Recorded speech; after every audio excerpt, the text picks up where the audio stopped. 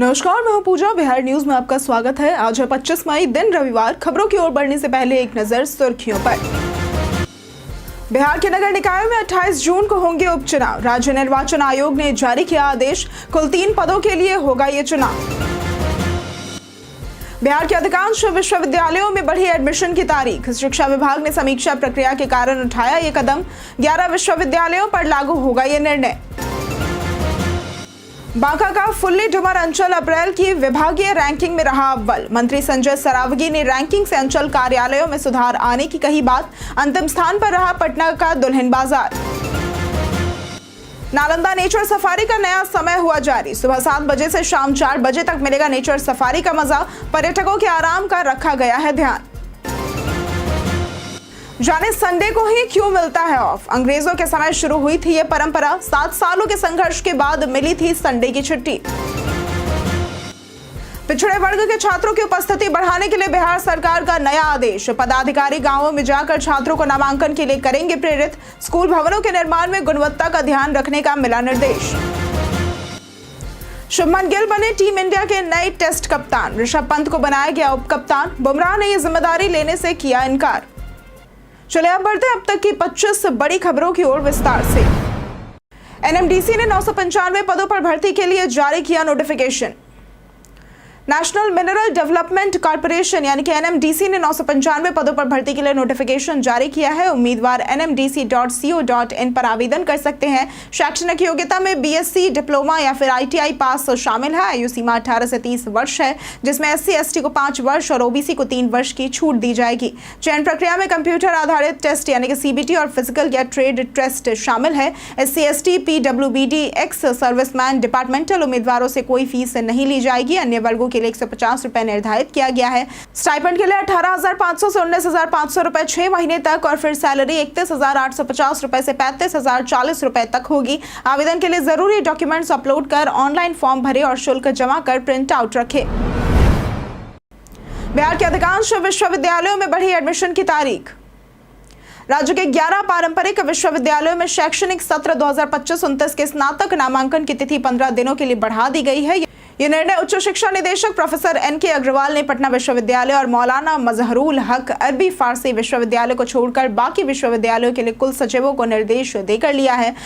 शिक्षा विभाग ने यह कदम प्रस्तावित नए महाविद्यालयों के संबंधन की समीक्षा प्रक्रिया के कारण उठाया है। विभाग द्वारा इन महाविद्यालयों को अभी अंतिम निर्णय नहीं दिया गया है, परंतु वे नामांकन की प्रक्रिया में शामिल होना चाहते हैं। ऐसे में नामांकन की अवधि बढ़ा दी गई है। ये निर्देश 11 विश्वविद्यालयों जैसे कि पाटलिपुत्र, मगध, ललित नारायण, मिथिला, मुंगेर, बीएन मंडल आदि पर लागू होगा।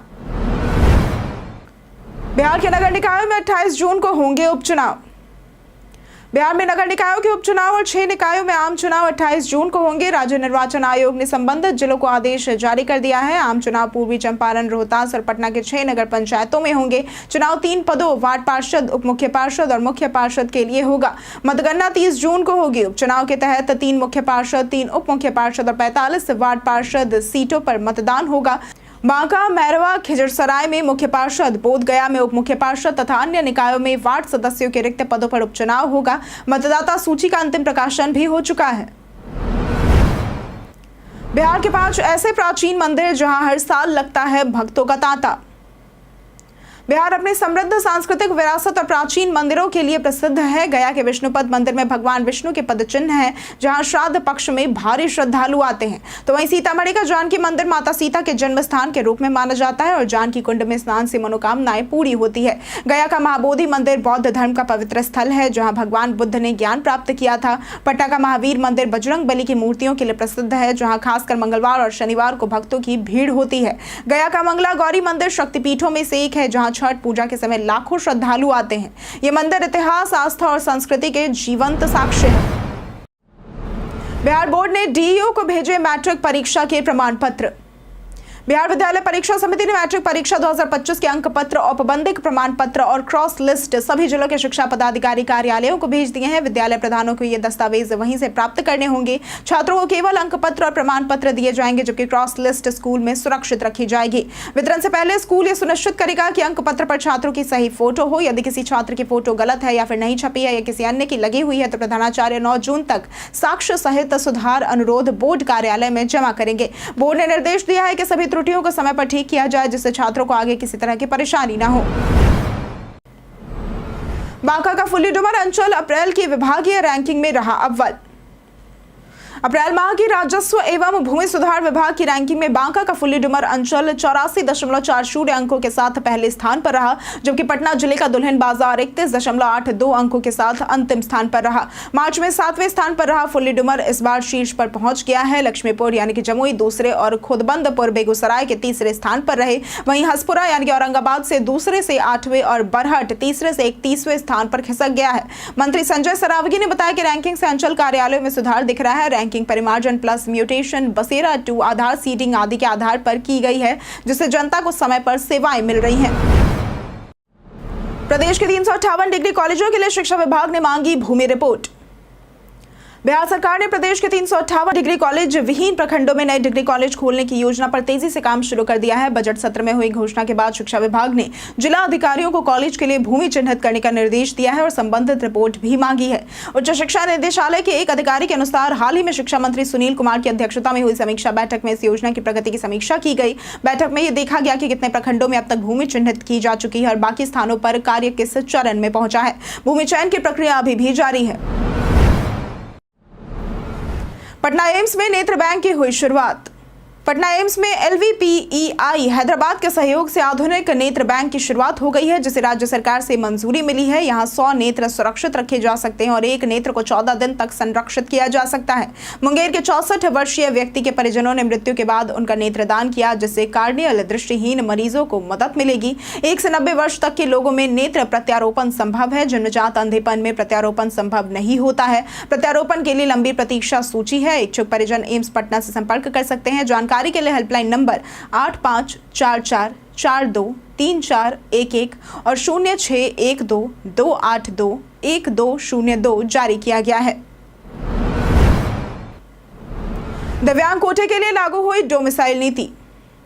बिहार सरकार ने दिव्यांगजन कोटे में डोमिसाइल नीति लागू कर दी है। अब केवल बिहार के मूल निवासी दिव्यांगजन ही राज्य के सरकारी नौकरियों और उच्च शिक्षण संस्थानों में आरक्षण का लाभ ले सकेंगे। पहले अन्य राज्यों के दिव्यांगों को भी इस कोटे का फायदा मिल जाता था, जिससे बिहार के अभ्यर्थी वंचित रह जाते थे। दिव्यांगजन अधिकार अधिनियम के तहत 4% नौकरी और 5% शिक्षा में क्षैतिज आरक्षण का प्रावधान है। सरकार के अनुसार 2011 की जनगणना में बिहार में 23 लाख से अधिक दिव्यांगजन है, जिनमें से करीब 16 लाख प्रमाण पत्र मिल चुका है। सामान्य कोटे में डोमिसाइल की अनिवार्यता नहीं होगी, वहां नियम यथावत रहेंगे।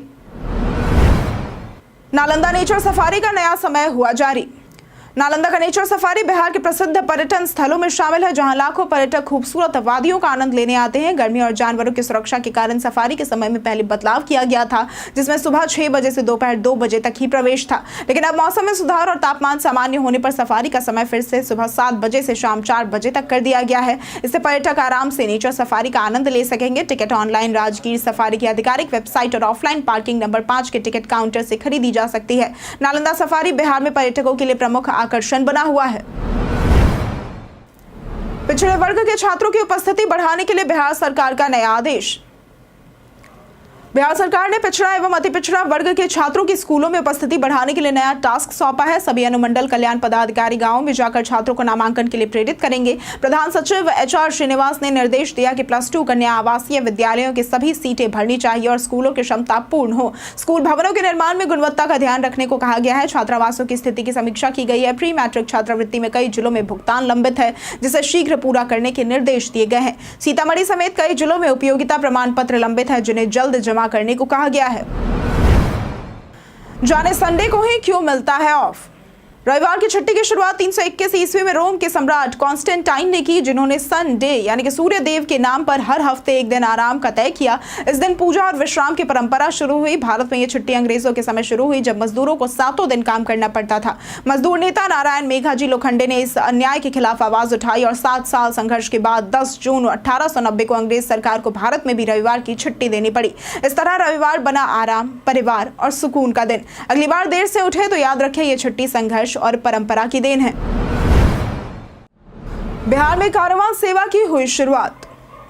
बिहार सरकार ने पर्यटन को बढ़ावा देने के लिए खास पहल की है, जिसमें स्पेशल गाड़ी कारवां उपलब्ध कराई गई है। ये गाड़ी चलती फिरती होटल जैसी है, जिसमें fridge, microwave, AC, geyser, TV और बाथरूम जैसी सुविधाएं भी उपलब्ध है। कारवां 7 सीटर की है, जिसमें सोफा और रिक्लाइनर सोफे बेड में बदल सकते हैं। बिहार और आसपास के राज्यों में इस गाड़ी से यात्रा की जा सकती है। फिलहाल बिहार टूरिज्म के पास 2 कारवां है और नई गाड़ियों की खरीद प्रक्रिया भी चल रही है। इसे न्यूनतम 250 किलोमीटर के लिए बुक किया जा सकता है, जिसकी कीमत 35 रुपए प्रति किलोमीटर से शुरू है। रात को गाड़ी रुकने पर 500 रुपए अतिरिक्त चार्ज लगेगा। कुल मिलाकर 9 से 10,000 रुपए में नाइट आउट के साथ यात्रा संभव है। मधेपुरा में 3 जून को रोजगार मेले का होगा आयोजन। मधेपुरा में 3 जून को संयुक्त श्रम भवन जिला नियोजनालय परिसर में सुबह 10 बजे से शाम 4 बजे तक जिला स्तरीय नियोजन सह व्यावसायिक मार्गदर्शन मेला आयोजित होगा। इसमें 25 निजी कंपनियां 1637 खाली पदों के लिए शिक्षित बेरोजगार युवाओं का चयन करेंगी। इसके साथ ही सरकारी विभागों जैसे कि DRCC, जिला उद्योग केंद्र, जीविका आदि की योजनाओं की जानकारी भी दी जाएगी। जिला नियोजन पदाधिकारी लरविन कुमार ने युवाओं से भाग लेने की अपील की है। मेले में MRF, स्विगी, SBI लाइफ जैसी कंपनियां भाग लेंगी। NCS पोर्टल पर निबंधित आवेदक शामिल हो सकते हैं। वहीं ऑन साइट रजिस्ट्रेशन की भी सुविधा होगी। उम्मीदवारों को आवश्यक दस्तावेज साथ लाने होंगे। बिहार में 1 लाख से अधिक गाड़ियों का रजिस्ट्रेशन लंबित।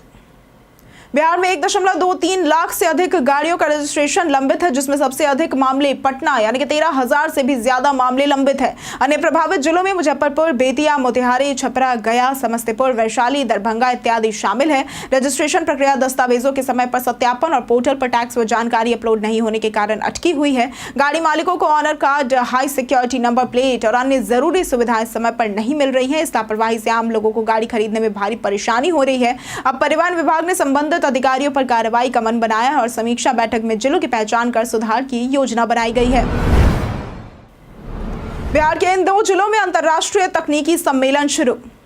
Indian society of technical education MIT Muzaffarpur और दरभंगा कॉलेज ऑफ इंजीनियरिंग के संयुक्त तत्वाधान में 2 दिवसीय अंतर्राष्ट्रीय कॉन्फ्रेंस ICMIT 2025 के आयोजन का आज दूसरा दिन है। पहला दिन MIT में और दूसरा दिन यानी कि आज DC दरभंगा में आयोजित होगा। ये सम्मेलन हाइब्रिड मोड में होगा, जिसमें देश विदेश के विशेषज्ञ ऑनलाइन और ऑफलाइन भाग लेंगे। अब तक भारत समेत दक्षिण अफ्रीका, UAE, चिली, USA और चेक गणराज्य से कुल 275 शोध पत्र प्राप्त हुए हैं। प्रमुख वक्ताओं में स्लोवाकिया, अमेरिका, दक्षिण अफ्रीका तथा देश के विभिन्न IIT, NIT और विश्वविद्यालयों के वैज्ञानिक एवं शिक्षाविद शामिल है। राजधानी पटना में स्कूल के समय में कोचिंग पर लगी रोक। जिले में स्कूल अवधि के दौरान कोचिंग संस्थान संचालित नहीं होंगे। शिक्षा विभाग के अपर मुख्य सचिव के निर्देश पर जिला शिक्षा पदाधिकारी संजय कुमार ने आदेश जारी किया है कि स्कूल समय में कोचिंग चलाने वालों को बंद कराया जाएगा और सरकारी स्कूल के शिक्षक जो कोचिंग देंगे उन पर सख्त कार्रवाई होगी। जिले में लगभग 600 पंजीकृत कोचिंग संस्थान है, लेकिन 3,000 से अधिक बिना पंजीकरण के कोचिंग भी चल रही है। सभी प्रखंड शिक्षा अधिकारियों को इन संस्थानों की पहचान कर नियमों के अनुसार कार्रवाई करने को कहा गया है। जो कोचिंग मानक पूरे नहीं करेंगे उन्हें सील किया जाएगा। इसके साथ ही लगातार 15 दिन तक स्कूल न आने वाले छात्रों के नामांकन रद्द कर दिए जाएंगे और उनकी जगह नए छात्रों को ले लिया जाएगा। जाने आज कैसा रहेगा बिहार के मौसम का मिजाज। उत्तर मध्य बिहार के सीतामढ़ी, मधुबनी, मुजफ्फरपुर, दरभंगा, वैशाली, शिवहर, समस्तीपुर एवं पूर्वी बिहार के कुछ हिस्सों में आज मेघ गर्जन और वज्रपात की संभावना जताई गई है। इन क्षेत्रों में तेज हवाएं 50 से 60 किलोमीटर प्रति घंटे की रफ्तार से चल सकती हैं। दक्षिण मध्य एवं दक्षिण पश्चिम बिहार के 1 या 2 स्थानों पर गरज चमक के साथ 30 से 40 किलोमीटर प्रति घंटे की रफ्तार से हवा चलने की आशंका जताई गई है। कटिहार, बांका और भागलपुर जिलों में भारी वर्षा हो सकती है। लोगों को सतर्क रहने और सुरक्षित स्थानों पर रहने की सलाह दी जाती है। रोहतास में 1 लाख घूस के साथ डेटा ऑपरेटर गिरफ्तार। बिहार के रोहतास जिले के सासाराम मुख्यालय में रिश्वतखोर डेटा ऑपरेटर आकाश कुमार दास को निगरानी टीम ने 1,10,000 रुपए रिश्वत लेते हुए गिरफ्तार किया है। शिकायतकर्ता पंकज कुमार ने बताया कि दाखिल खारिज के मामले में अंचलाधिकारी सुधीर ओंकार और उनके डेटा ऑपरेटर ने 4 महीने से काम रोके रखे थे और भारी रिश्वत की मांग कर रहे थे। पैसे देने पहुंचे तो अंचलाधिकारी नहीं मिले और फोन पर कहा गया कि पैसा डेटा ऑपरेटर को दे दे। पंकज की शिकायत पर निगरानी टीम ने कार्रवाई की। DSP अमरेंद्र प्रसाद ने कहा कि मामले में अन्य संलिप्तों की भी जांच जारी है। इससे पहले सासाराम के केंद्रीय विद्यालय के प्रिंसिपल को भी CBI ने रिश्वत लेते हुए गिरफ्तार किया था। जाने ट्रैफिक लाइट में क्यों चुना गया लाल, पीला और हरा रंग। ट्रैफिक लाइट्स में लाल, पीला और हरा रंग इसलिए चुना गया क्योंकि इनके पीछे वैज्ञानिक, सांस्कृतिक और मनोवैज्ञानिक कारण है। लाल रंग की वेवलेंथ सबसे लंबी होती है, जिसे ये दूर से दिखता है और खतरे या रुकने का संकेत देता है। पीला रंग सावधानी का प्रतीक है और आगे के निर्णय के लिए चेतावनी देता है। हरा रंग शांति और स्वीकृति का प्रतीक है, जो आगे बढ़ने का संकेत देता है। 1868 में पहली ट्रैफिक लाइट लंदन में लगी थी, जबकि आधुनिक बिजली वाली लाइट 1914 में अमेरिका में आई थी। सिद्धांत रूप से अन्य रंग संभव है, लेकिन व्यवहार में वैश्विक एकरूपता और समझ के लिए इन तीन रंगों को ही अपनाया गया है। आज रणधीर वर्मा अंडर 19 ट्रॉफी में भिड़ेगी पटना और Jamui. Randhir Verma under 19 one day trophy 2024-25 के सेमीफाइनल में जमुई ने भोजपुर को 8 विकेट से हराकर फाइनल में जगह बना ली है। मोइनुल हक स्टेडियम पटना में खेले गए इस मुकाबले में भोजपुर ने टॉस हारकर पहले बल्लेबाजी करते हुए 186 रन बनाए। जमुई की गेंदबाजी में कप्तान अमन कुमार सिंह ने 3 विकेट लिए। जवाब में जमुई ने 30.4 ओवर में 2 विकेट पर 192 रन बनाकर जीत हासिल की। बता दें कि इसका फाइनल मैच आज पटना और जमुई के बीच सुबह 9 बजे मोइनुल हक स्टेडियम में खेला जाएगा। पीएम मोदी की अध्यक्षता में हुई नीति आयोग की बैठक।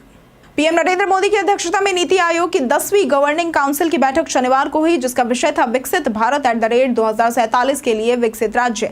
बैठक में सभी राज्यों के मुख्यमंत्री, उपराज्यपाल और केंद्रीय मंत्री शामिल हुए। पीएम मोदी ने कहा कि केंद्र और राज्य मिलकर टीम इंडिया की तरह काम करे तो कोई भी लक्ष्य असंभव नहीं है।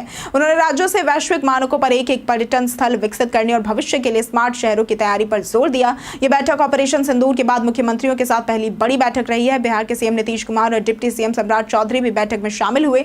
बता दें कि रविवार यानी कि आज पीएम मोदी से नीतीश की विशेष मुलाकात भी होनी है। शुभमन गिल बने टीम इंडिया के नए टेस्ट कप्तान।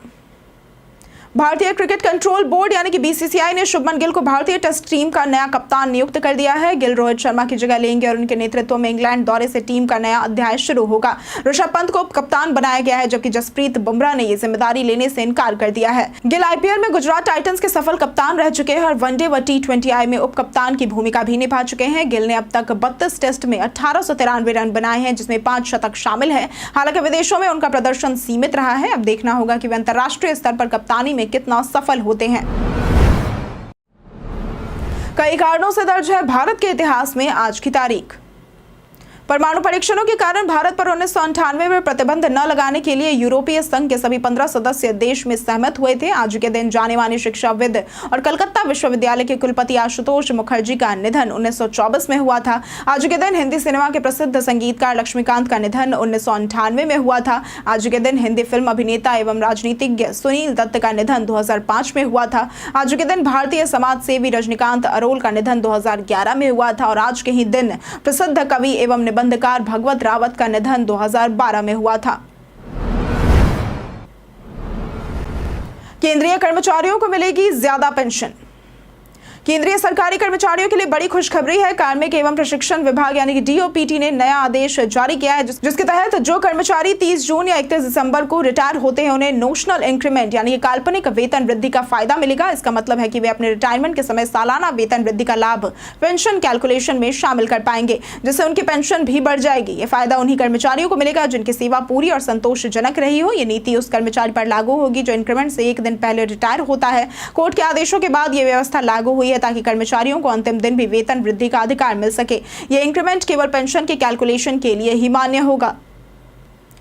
हम प्रतिदिन आपसे 5 ऐसे जरूरी सवाल और उसके जवाब बताएंगे जो कि BPSC, बिहार पुलिस, दारोगा समेत SSC जैसे अन्य प्रतियोगी परीक्षाओं में काम आएंगे। सवाल इतिहास, बिहार स्पेशल, विज्ञान, करंट अफेयर्स और भूगोल से रहेंगे। पूछे गए 5 सवालों में आपने कितना सही उत्तर दिया यह हमें कमेंट करके जरूर बताएं। हमारा पहला सवाल है, बिहार में सबसे बड़ा क्षेत्रीय ग्रामीण बैंक कौन सा है?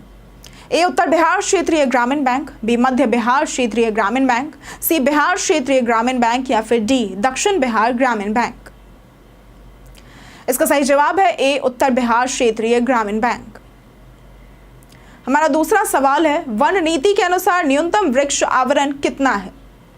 A 20%, B 15%, C 19% या फिर D 33%।